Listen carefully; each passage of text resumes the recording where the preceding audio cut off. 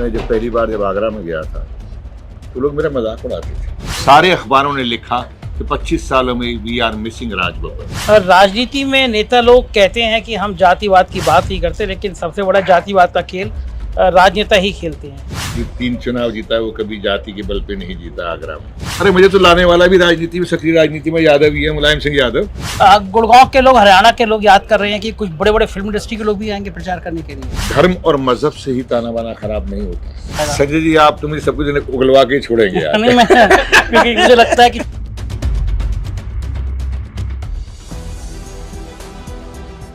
नमस्कार, मैं हूं संजय शर्मा। आप देख रहे हैं 4PM न्यूज़ नेटवर्क। गुड़गांव में चुनाव देखने का मेरा बड़ा मन था। मन इसलिए ज़्यादा था कि किसानों के संग जो सरकार ने किया है, मैं देखना चाहता था उसका रिएक्शन क्या होता है। किसान आए थे और दिल्ली जाना चाहते थे और सरकार अड़ गई कि भाई हमें दिल्ली नहीं भेजना है। तो किसानों के लिए दिल्ली ना जाने के लिए यहाँ पे बहुत कोशिशें की गई। कीले गाड़ी गई, ड्रोन से उन पर गोले छोड़े गए, लाठीचार्ज किया गया, गोली चलाई गई और बहुत कुछ हुआ। तो मैं गुड़गांव को चुनाव देखना चाहता था कि किसान अब क्या करेंगे। दिल्ली सबके लिए खुली हुई है। दिल्ली में भ्रष्टाचारी चले जाएंगे, बलात्कारी चले जाएंगे, हत्यारे चले जाएंगे, संसद तक पहुंच जाएंगे, लेकिन किसान दिल्ली तक नहीं जा सकते। तो मैं आया, कई गांव में घूमा तो लोग कह रहे हैं कि इन्होंने हमें दिल्ली से रोका तो इस बार हम इनकी दिल्ली रोक देंगे। ऐसी बातें हैं यहाँ पे। लेकिन इस बीच में हरियाणा का एक लोकसभा सीट ऐसी है जो बहुत चर्चा में है, पूरे देश में चर्चा में है। यूँ तो फिल्म इंडस्ट्री से बहुत सारे लोग आए और लेकिन वो एक मुखौटा बन के रह गए। लेकिन एक नौजवान, मैं नौजवान इसलिए कहूँगा कि जिन्होंने राजनीति में फिल्म इंडस्ट्री से आके कदम रखा था, तब नौजवान थे और पूरे देश में एक बहुत खास पहचान बनाई थी। आप समझ गए होंगे, मैं गुड़गांव लोकसभा में गांव में हूँ और मेरे साथ है राज बब्बर जी। बहुत बहुत शुक्रिया राज भाई आपका। मुझे आपका वो वाला दौर से अब वाला दौर याद आ रहा है। उस समय मैंने आपको क्रांति की बातें करते हुए देखा था। उस दौर से इस दौर के बीच में राजनीति में उतने एक्टिव नहीं रहे आप, क्या कारण रहा? नहीं, ऐसा नहीं था। बीच का एक दौर 2014 के बाद, 2019 के बाद मुझे सजाएं भी हुई। मुझे ऐसा माहौल बना दिया गया कि मैं चुनाव नहीं लड़ सकता। मुझे 2 साल की सज़ा भी हुई, लेकिन कानून पर मुझे भरोसा था और जुडिशरी पर भरोसा था। मुझे स्टे मिला और मेरी पार्टी ने मुझे यहाँ गुड़गांव में चुनाव के लिए भेजा। आप जब आए तो ये सीट बहुत कमज़ोर थी कांग्रेस की दृष्टि से, और लोग कह रहे थे कि हरियाणा में भले कितने मालूम, लेकिन गुड़गांव कमज़ोर सीट है।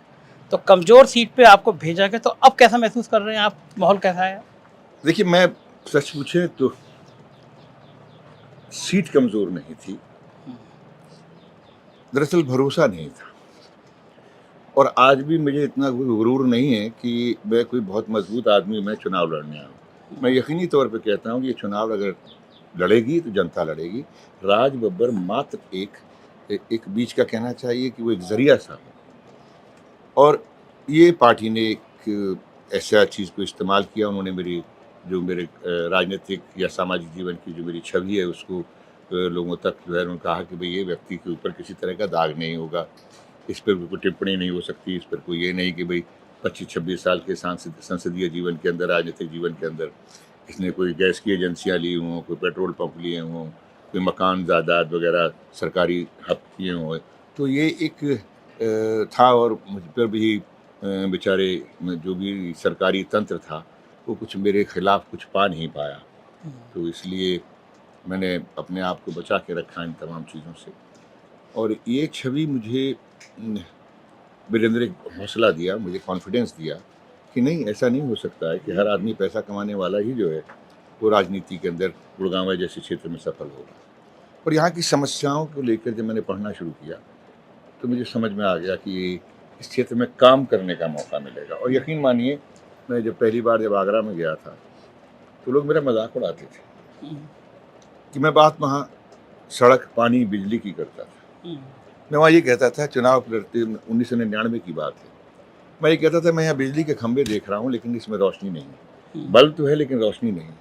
लोगों की ये सीधी बातें समझ में आई, और हुआ भी ऐसा ही कि लोग समझ रहे थे कि तो संसद का चुनाव लड़ने आया ये व्यक्ति और ये सभासद से भी नीचे वाली बातें कर रहा है।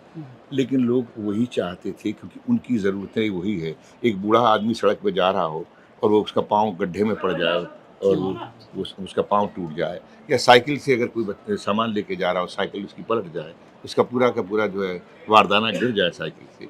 तो समस्याएं आम आदमी की ये होती हैं, और ये आम आदमी की समस्या को समझने के लिए आप उसके बीच में रहना पड़ता है।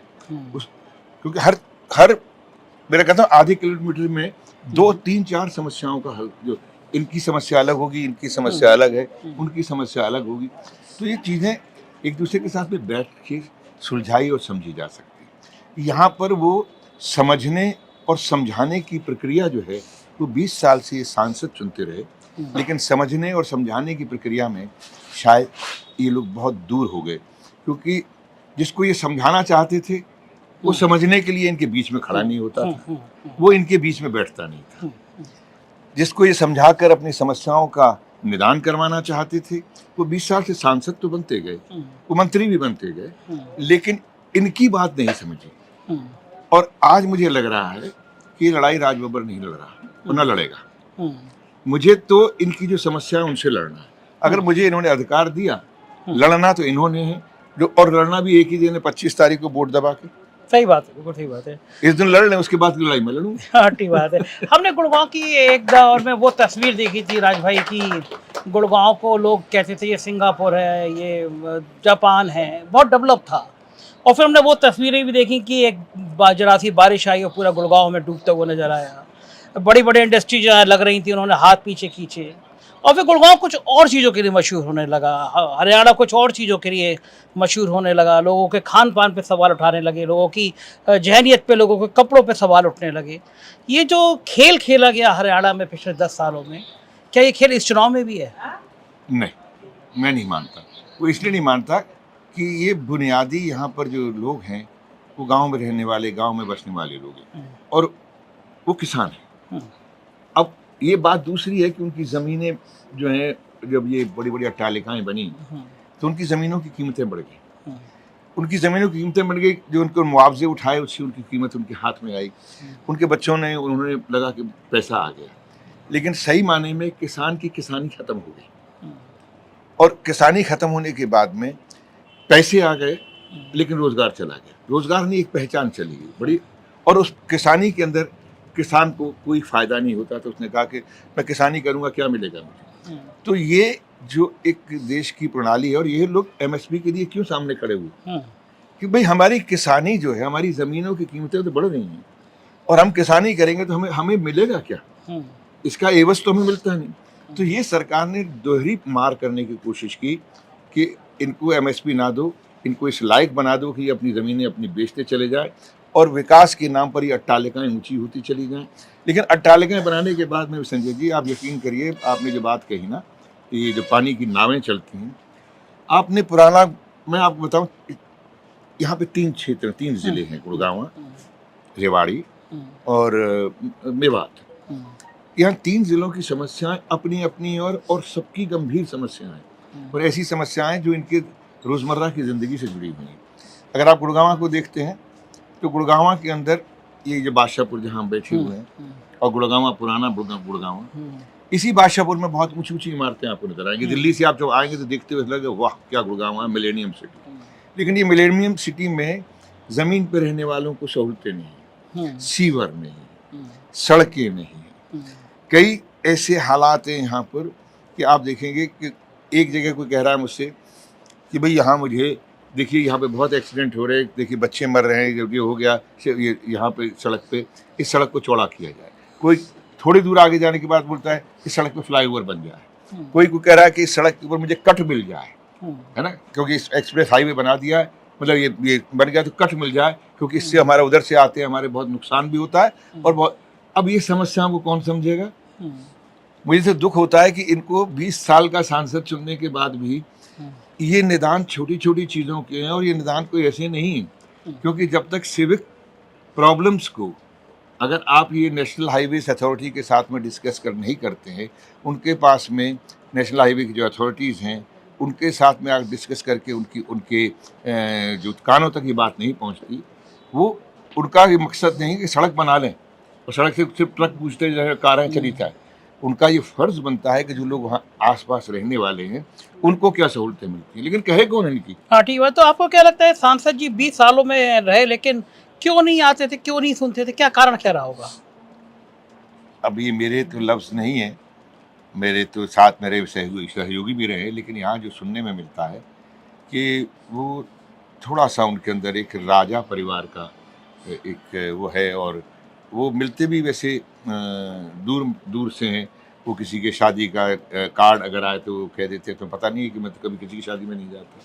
ना किसी की शादी में, ना किसी के दुःख में, और मिलने के लिए भी शायद वो समयबद्ध मिलते हैं। हफ़्ते में 1 बार 1 घंटे के लिए, या अगर मान लो ज़्यादा टाइम मिल गया तो हफ़्ते में 1-2 बार यहाँ हमारे मित्रों ने बताया यहाँ। ये सही है, लेकिन अभी तक उनके बयान आए तो मैं कम से कम मैं अपने उन साथियों से पूछूं, भाई उनका तो बयान आया, लेकिन 4 दिन से मैं कह रहा हूँ ये बयान तो कहीं उनका जवाब नहीं आया। इसका मतलब ये बात जो कह रहे हैं मेरे मित्र, कह रहे हैं जो मेरे साथी, वो सही है कि वो लोगों के बीच में नहीं आते। वो कभी शायद वोट मांगने के बाद में, वोट लेने के बाद, वोट मांगने भी शायद कई जगहों पर नहीं आते। रेवाड़ी उनका अपना क्षेत्र है, वहाँ संजय जी पानी की इतनी इस कदर समस्या है पीने के पानी की। वहाँ पर जो राजस्थान से एक जहरीला वो जो है इंडस्ट्रियल पानी आ रहा है, वो जमा हो गया है, और वो इतनी बड़ी झील बन गई है कि वो झील का पानी 30 किलोमीटर के घेरे में वो सब किसानों की ज़मीन को ख़त्म कर देगी। वहाँ जो भी फसलें होंगी वो बड़ी मुश्किल से पैदा होंगी। पीने के पानी से वहाँ लोग बता रहे हैं कि आसपास के गाँव में कैंसर होना शुरू हो गया। तो ये चीज़ें प्रतिनिधि का फ़र्ज़ बनता है कि उनको रिएक्ट करे, उनको समझे, क्योंकि व्यक्तिगत लाभ होने से मैं मंत्री बन जाऊं, उससे मेरी पहचान नहीं बनती। शायद मैं लोगों के बीच में रह के उनके काम करूं, तो उनके बीच में रह के उनको एहसास दिलाऊं कि मैं उनका आदमी हूं, शायद इससे पहचान बनती है। भाजपा के लोग कह रहे हैं कि आप तो फिल्म इंडस्ट्री के आदमी, आप मुंबई में दिखाई देंगे, कहाँ गुड़गांव में दिखाई देंगे? हाँ, उनका कहना बहुत सही है। उनको शायद ये समझाना पड़ेगा, और ये यहाँ की जनता समझा देगी कि राज बब्बर 5 बार का सांसद है, 3 बार लोकसभा जीता है और आगरा से जीता, जो सुरक्षित सीट हो गई। उसके बाद में पार्टी ने उसको यहाँ पर दिया, और 2 बार का राज्यसभा में। मैंने भी सच है, मैं इमारतों में, दीवारों में, बंगलों में नहीं करता। मेरे दादा भी आगरा में किराए पे रहते थे, वो रेलवे के बंगले में। मेरे पिता भी रेलवेज में थे, वो भी किराए पर रहते थे सरकारी क्वार्टर में। मैं भी वहाँ पे 26 साल रहा हूँ, मैं भी वहाँ किराए पर रहा हूँ, लेकिन कोई ये नहीं कह सकता है कि मेरा घर नहीं है। शायद आगरे का हर व्यक्ति ये कहता है कि राज बब्बर हमारा है, राज बब्बर यहाँ का परिवार है यहाँ। और इस बार के चुनाव में सारे अखबारों ने लिखा कि 25 सालों में we are missing Raj Babbar. तो ये अपने आप में मेरे लिए शायद बहुत बड़ी उपलब्धि है कि वहाँ के लोग आज भी मुझे प्यार कर रहे हैं और मेरे लिए सोच रहे हैं कि मैंने वहाँ पे काम किया। राजी, ये साधारण चुनाव नहीं है, ये देश के लोकतंत्र को एक ऐसे मुकाम पे देश का लोकतंत्र आ गया है जहाँ पे संविधान को बचाने की भी बात हो रही है, और देश में संवैधानिक संस्थाओं को जिस तरह ख़त्म किया गया, जिस तरह उन आवाज़ों को कुचला गया जो आवाज़ें बोलना चाहती थी, बहुत नाजुक मोड़ पे है। तो इस चुनाव की पृष्ठभूमि में हरियाणा कितनी बड़ी भूमिका निभाएगा? पूरे हरियाणा की बात कर रहा हूँ मैं, केवल गुड़गांव की बात मैं नहीं कर रहा। बिल्कुल इसलिए कह रहा हूँ कि देखिए, हरियाणा की नब्ज़ जो है आपको गुड़गांव से इसलिए मिल जाएगी कि इसमें शहर भी है, इसमें गांव भी हैं, इसमें 36 बिरादरी के लोग भी हैं, और ये सही माने में ये हरियाणा को आप गुड़गांव से आप समझ सकते हैं कि यहाँ पर करनाल के लोग भी यहाँ पर बड़े बिजनेस कर रहे हैं, पानीपत के लोग भी यहाँ बड़े बिजनेस कर रहे हैं, अम्बाला के लोग भी यहाँ पर हैं। तो ये और इसमें जो है रोहतक के लोग भी यहाँ पर हैं, इसमें जो है सिरसा के लोग भी यहाँ पर हैं, क्योंकि गुड़गांवा एक सिंबल बन गया है प्रोग्रेस को लेके, प्रगति को लेके। तो लोग सभी यहाँ पर मौजूद हैं और सबके परिवार में बच्चे हैं या कुछ।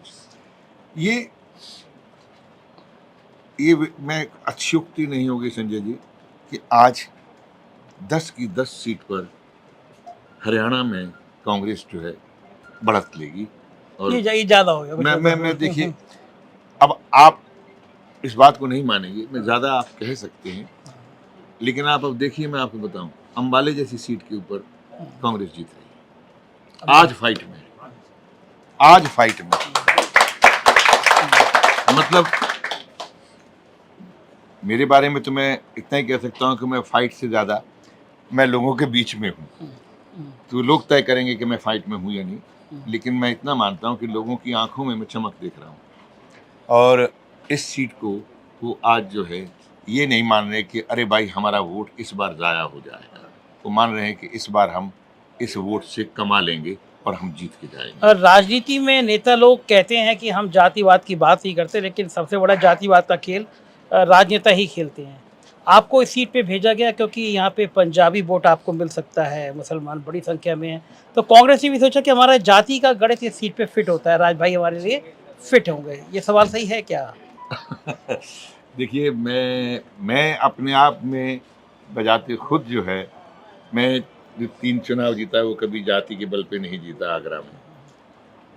आपका कहना सही हो सकता है, क्योंकि कई जगह जाति बहुत महत्वपूर्ण है और उसका कारण जो है पिछले 10 साल का वो पूरा का पूरा वक्फा है। और अब आज की तारीख में हुड्डा साहब को 36 की 36 बिरादरी जो हरियाणा की, उन्होंने नेता माना है। तो ये एक समीकरण में हो सकता है कि मैं कहीं ना कहीं आ जाता हूँ। हाँ भाई, मैं ये तो नहीं कह सकता कि मैं पंजाबी नहीं हूँ, मैं तो हूँ भाई, ये तो सच है। और ये भी नहीं कह सकता कि मेरे रिश्तेदार नहीं है यहाँ, मेरे है, मेरी बहनें यहाँ पर हैं, मेरे भतीजे मेरी भतीजियों की शादियाँ यहाँ पे हुई हैं। तो ये भी नहीं कह सकता, मेरा भी एक घर है लेकिन किराए पर है, तो छोटा सा घर है। और अब मैं उसको ये तो नहीं कहता कि चुनाव हो गया तो भैया घर खाली कर दे, लेकिन मैं तो ये तो सच है कि कहीं ना कहीं, और ख़ासकर चुनाव में जातियाँ बहुत जो है पार्ट प्ले करती हैं। लेकिन जातियाँ जो है एक सीमा तक करती हैं, और जातियाँ भी अगर आप अपने लिए कुछ कमा लेते हैं, अपने लिए व्यक्ति के रूप में नहीं, अपनी जाति के रूप में भी अगर आप कमा लेते हैं, तो जाति को इस बात का गौरव होता है। लेकिन जब दिखता है कि सामाजिक रूप से आप जो हैं, ये तो कोई भी जाति वाला भी नहीं, इस बात को मुझे तो उन्हीं की जाति के लोग ही बता रहे हैं कि ये किसी से मिलते नहीं हैं, किसी के ब्याह शादियों में नहीं आते हैं, किसी और ये मिलने के लिए हफ्ते में एक बार मिलते हैं। तो ये मुझे उन्हीं के लोगों से पता लगा। आपको पता चला होगा, लेकिन मैं तो अभी घूमा गांव में, मुझे लोग सीधा सीधा समझा दे रहे हैं कि 6 लाख मुसलमान है, 2.5 लाख पंजाबी है और 2.5 लाख जाट है, 1.5 लाख जाट है और जाट भी नाराज है। तो सीधा सीधा सीधा सीधा कैलकुलेशन जो है, अगर ये बिठा दे रहे हैं गाँव के लोग, तो ये कैलकुलेशन तो नेता के पास भी रहता ही होगा कि भैया इतनी जाति इतनी हमारे पास में आ गई, ऐसा कैलकुलेशन तो होता ही होगा। संजय जी, मैं अतिशयोक्ति होगी, आप यकीन मान लीजिए मेरा, जातियाँ जी जो आप जो समीकरण बता रहे हैं ये सही है, क्योंकि हमारे जो वरिष्ठ नेता हैं हरियाणा की, उन्होंने कुछ तो सोच समझ के ही मुझे यहाँ पे भेजा है। लेकिन मैं आपको बता दूं, यादवों में मुझे इतना प्यार मिल रहा है और मुझे जो यादवों का वोट मिलेगा, शायद लोग यकीन नहीं कर पाएंगे। ये मास्टर स्ट्रोक है, ये अपनी जाति के बारे में उनके सेंध लगाने वाले। नहीं, मैं सेंध नहीं लगा, ऑनेस्टली मैं सेंध नहीं लगा रहा हूँ। अरे मुझे तो लाने वाला भी राजनीति में, सक्रिय राजनीति में यादव ही है, मुलायम सिंह यादव, तो मैं कैसे कह सकता हूँ। तो अखिलेश को आपने नहीं बुलाया यहाँ पे अभी तक?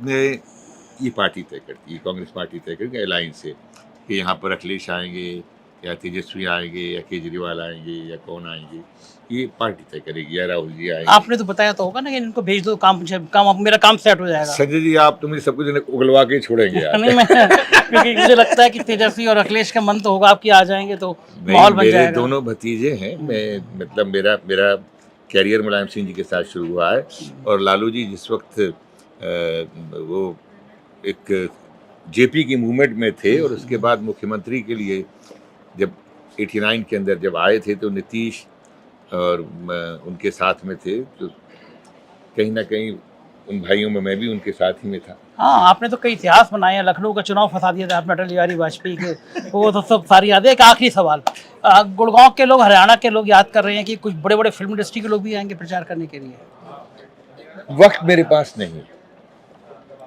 वक्त मेरे पास में नहीं है। उसका कारण ये है कि अभी राहुल जी ने टाइम दे दिया है, जो है हुड्डा साहब आने हैं, तो फिर ये अगर इस तरह से करना शुरू हुआ, क्योंकि कहते जब फिल्मी लोगों को, जब मैं अपने साथियों को, हाँ मेरे परिवार के लोग हैं, मेरे बच्चे आएंगे, वो सारी फिल्मों में काम करते हैं, मेरी बेटी भी करती है, मेरा दामाद भी करते हैं, मेरे दोनों बेटे भी हैं, बड़ा नाम है सबका। तो वो ठीक है, लोगों में प्यार है उनके लिए, तो वो लोग होंगे और उनके दोस्त यार एक आध कोई आएगा।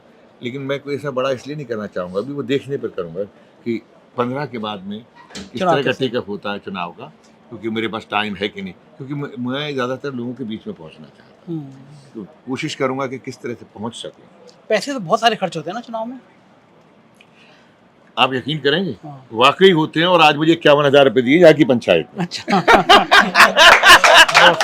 तो उन्होंने एडवांस में इन्वेस्टमेंट कर दिया कि आप जब चुनाव जीत जाएंगे तो वापस कर दीजिएगा उनका काम करके। नहीं, वापस तो नहीं करूंगा। ये काम करके मेरे पर उधार रहेगा। और जो जिस चेक पे साइन करने की ताकत होगी ना, ये इसी 51,000 से और इनके वोट से मिलने वाली है, तो इनको वापस क्या करना है, इनका पैसा इनको मिल जाएगा। एक आखिरी सवाल, आप क्या आखिरी बात आप देश को और अपनी जनता को क्या कहना चाहते हैं? नहीं सर, ये सम्मान जो है, मेरा भी फर्ज बनता है कि मैं इस सम्मान को बढ़ावा दूं। क्यों नहीं करूंगा सर? जो मेरे माँ बाप अगर मुझे पालते हैं, मेरी पढ़ाई में खर्चा करते हैं, पैसे लगाते हैं, तो बड़ा होकर मेरा भी तो फर्ज बनता है कि मैं अपने माँ बाप की सेवा करूं। तो ये तो आपने मेरी इस लड़ाई में मुझे 51,000 रुपया नहीं दिया है, बल्कि मेरी लड़ाई को आसान करने के लिए मुझे रास्ता दिया है। आपका बहुत बहुत आभार। एक आखिरी सवाल, आप अपनी जनता को और देश की जनता को क्या संदेश देना चाहते हैं?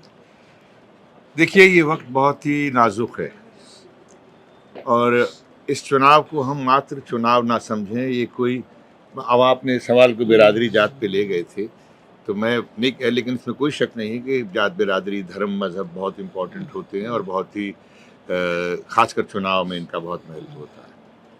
इस चुनाव में हमें बदलाव के लिए, परिवर्तन के लिए करना चाहिए, क्योंकि कोई भी वर्ग आज सुखी नहीं है। और ये चुनाव में जिस तरह से अगर एक बार और अगर ये सरकार आती है तो देश को बहुत बड़ा इसका जो भुगतान देना पड़ेगा, क्योंकि ये देश कभी माफ़ नहीं कर पाएगा कि हम लोगों ने कितनी गलती की।